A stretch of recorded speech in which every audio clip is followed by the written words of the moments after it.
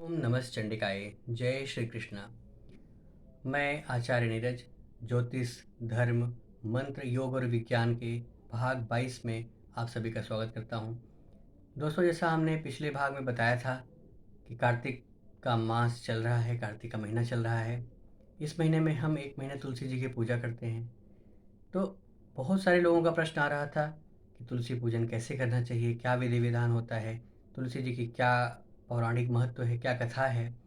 इन सारे बिंदुओं पर मैं आज प्रकाश डालूंगा। तो आइए प्रारंभ करते हैं तुलसी जी की कथा से। तुलसी जी की कथा क्या है, इनका उत्पत्ति कैसे हुई और क्यों इनका पूजन होता है, कैसे पूजन करना चाहिए, क्या क्या निषेध है इनकी पूजा में, सब कुछ आज हम विस्तार से समझेंगे।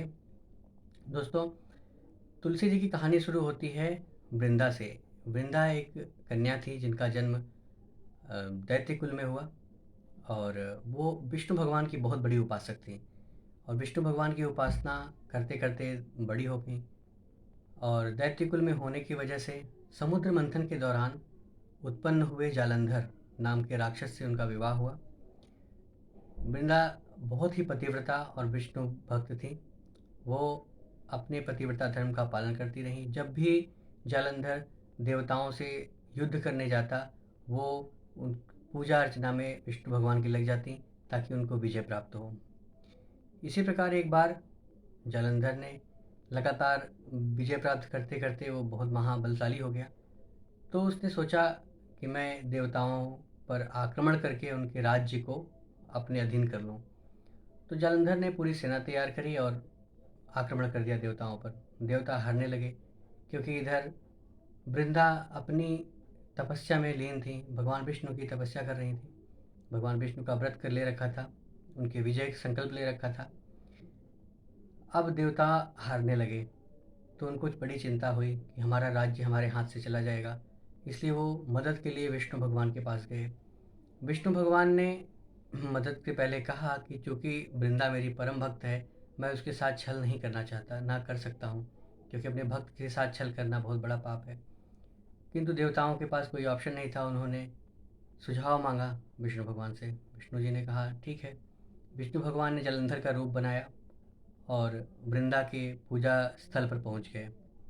वृंदा ने देखा कि पति जीत कर आ गए हैं संग्राम, तो वो मारे खुशी के मारे पूजा छोड़कर अपने पति जलंधर का पैर छूने लगी। जैसे उन्होंने दूसरे मनुष्य को स्पर्श, दूसरे पतिव्रता धर्म का उनका भंग हुआ, जैसे उन्होंने दूसरे व्यक्ति को स्पर्श किया, वैसे ही जालंधर को देवताओं ने मार दिया। जालंधर का सिर आकर वृंदा के पूजा स्थल पर गिरा। जालंधर का सिर देखकर वृंदा आश्चर्यचकित रह गई। इस जालंधर का सिर यहाँ है तो ये सामने खड़ा व्यक्ति कौन है। फिर उन्होंने पूछा कि आप कौन हैं। भगवान विष्णु बिना कुछ बोले अपने स्वरूप में आ गए। वृंदा सारी बात समझ गई। वृंदा ने तुरंत भगवान विष्णु को श्राप दिया कि आप शिला के बन जाएं, अर्थात पत्थर के बन जाएं। विष्णु भगवान तुरंत पत्थर के बन गए। पूरे तीनों लोकों में हाहाकार मच गया। देवता परेशान। लक्ष्मी जी रोने लगी। लक्ष्मी जी वृंदा जी के पास आई और उन्होंने कहा, बड़ी विनती याचना की। फिर उन्होंने विष्णु भगवान को शिला रूप से अपने पूर्व रूप में परिवर्तित कर दिया और स्वयं अपने पति जालंधर के सिर के साथ सती हो गई, यानी अग्नि में समाहित हो गई, अग्नि में भस्म हो गई। उनकी भस्म से जहाँ पर वो जली थी वहाँ पे एक पौधा निकला जिसको भगवान विष्णु ने तुलसी का नाम दिया और अपने एक पत्थर रूप को, जिसको उन्होंने शालिग्राम कहा। शालिग्राम की उसी दिन से उत्पत्ति हुई। शालिग्राम और तुलसी की उत्पत्ति एक ही दिन हुई, इसीलिए शालिग्राम और तुलसी का विवाह भी होता है। वो भी हम आगे अभी बताएंगे आपको। तो ये तो था वृंदा का तुलसी बनने की कहानी, कैसे तुलसी बनी। दोस्तों, आप वृंदावन के भी बारे में जानते होंगे। वहाँ पर केवल तुलसी के वृक्ष है, वो भी बहुत अजीबोगरीब। उसके रहस्य पे फिर कभी हम चर्चा कर लेंगे।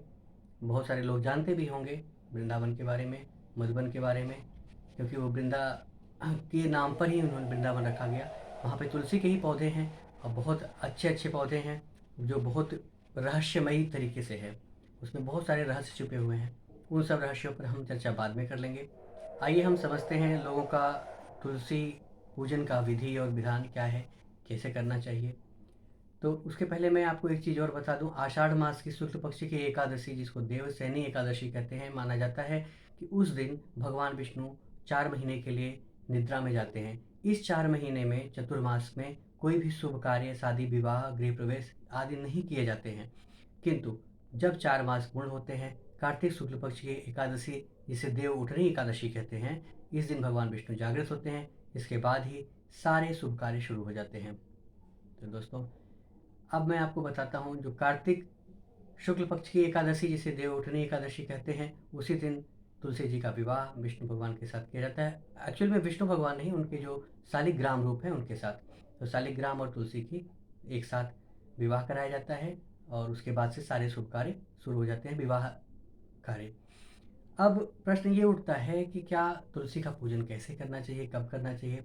तो भगवान ने तुलसी जी को वरदान दिया है कि आपकी पूजा के बिना मैं कोई प्रसाद ग्रहण नहीं करूँगा। इसीलिए हर प्रसाद में तुलसी का पत्ता डालना, तुलसी दल डालना बहुत ही आवश्यक है, क्योंकि भगवान स्वीकार नहीं करते हैं उस प्रसाद को जिसमें तुलसी ना पड़ी हो, उस पूजन को स्वीकार नहीं करते हैं जहाँ पर तुलसी ना हो। अब प्रश्न ये भी आता है कि फिर तुलसी को तोड़ें कैसे, तुलसी पूजन कब कब करें। कार्तिक मास पूरा, एक मास साल भर में तुलसी पूजन का ही है। पूरे कार्तिक मास 30 दिन आपको तुलसी की पूजा करनी चाहिए। उनको तेल का दीपक या घी का दीपक, धूप बत्ती, अगरबत्ती, ये सारी चीज़ें करनी चाहिए आपको, सभी लोगों को। अब प्रश्न उठता है कि सभी देवताओं की पूजा के लिए जो हम फूल चयन करते हैं, तुलसी दल चयन करते हैं, उसका क्या क्या तरीका है, कैसे करना चाहिए। तो देखिए, शास्त्रों का जहाँ तक, कई पुराणों का मैंने रेफरेंस लिया, उन पुराणों से मुझे ये जानकारी प्राप्त हुई कि तुलसी दल के बारे में लोग पूछते हैं कि बताइए ये कब तोड़नी चाहिए, कब नहीं तोड़नी चाहिए। तो दोस्तों, मैं आपको बता दूं, अगर आप प्रातः स्नान करते हैं तो प्रातः स्नान के बाद ही तुलसी का चयन करना चाहिए, तुलसी को तोड़ना चाहिए। अगर यदि आप मध्याह्न में स्नान करते हैं तो मध्याह्न स्नान में स्नान से पूर्व आपको तुलसी तोड़ लेना चाहिए, क्योंकि इन दोनों परिस्थितियों में पाप लगता है। यदि आप मध्याह्न स्नान करके फिर तुलसी तोड़ते हैं तो भी आपको पाप लगेगा।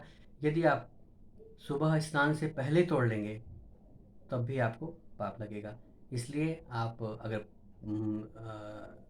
प्रातः स्नान करते हैं तो आपको स्नान के बाद तुलसी, फूल या बिल्वपत्र, इन सब चीज़ों का चयन करना चाहिए। यदि आप मध्याह्न स्नान करने वाले व्यक्ति हैं तो आपको स्नान से पूर्व तोड़ सकते हैं पत्ती को।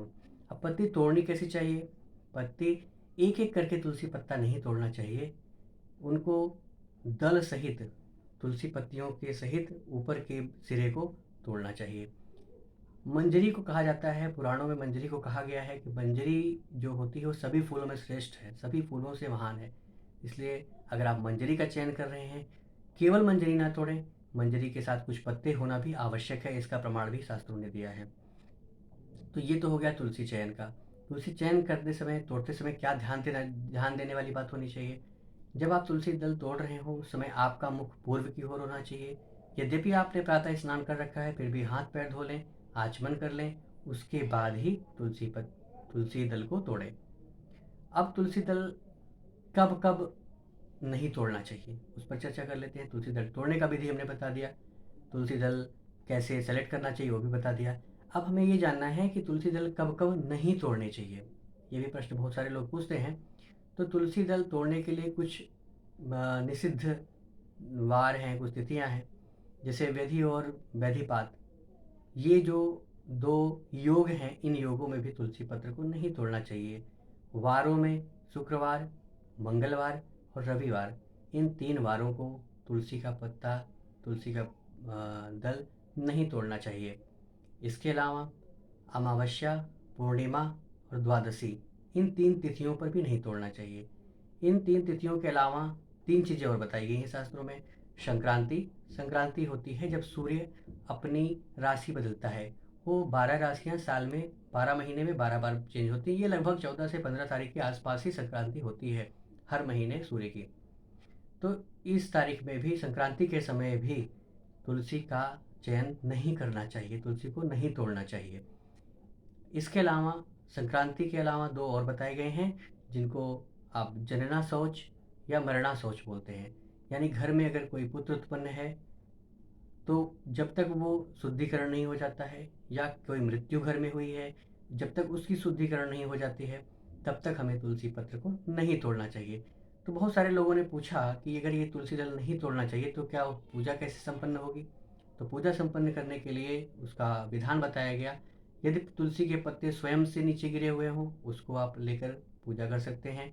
यदि तुलसी के पत्ते पूर्व ही पहले ही तोड़ के रख लिए गए हों किसी पवित्र स्थान पर, उन पत्तों से भी पूजा की जा सकती है। तो दोस्तों, ये हमने बताया निषेध क्या क्या है। एक जो सबसे इम्पॉर्टेंट बात है, जो बहुत सारे लोग नहीं जानते हैं, वो मैं आपको बताना चाहता हूँ इस वीडियो के अंत में, कि विष्णु भगवान अर्थात शालिग्राम की पूजा के लिए जितनी तिथियां मैंने निषेध बताई हैं, वो मान्य नहीं है।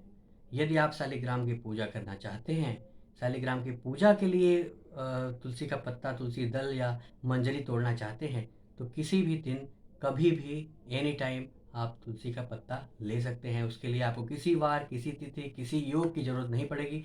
जिसको आप अन्य देवताओं की पूजा के लिए यदि आप तुलसी चयन कर रहे हैं, तो इन सब बातों का ध्यान देना चाहिए। तो दोस्तों, ये शास्त्र और पुराणों से जो निष्कर्ष निकला वो मैंने आपको बताया, ताकि आप दुनिया भर की भ्रामक चीज़ों से दूर रहें। जो भ्रम फैले हैं उस पर क्लैरिटी मैंने काफ़ी हद तक दी है। फिर भी यदि किसी को कोई प्रश्न है, वो अगर जानना चाहते हैं इसमें कोई, इन सब चीज़ों में जो मैंने बताया उसमें कोई संदेह है, तो वो मुझे लिख सकते हैं। मैं उसको उनको पर्सनली जवाब ज़रूर दूंगा। दोस्तों, इन्हीं सब शुभकामनाओं के साथ मैं आज की वीडियो का समापन करना चाहूँगा।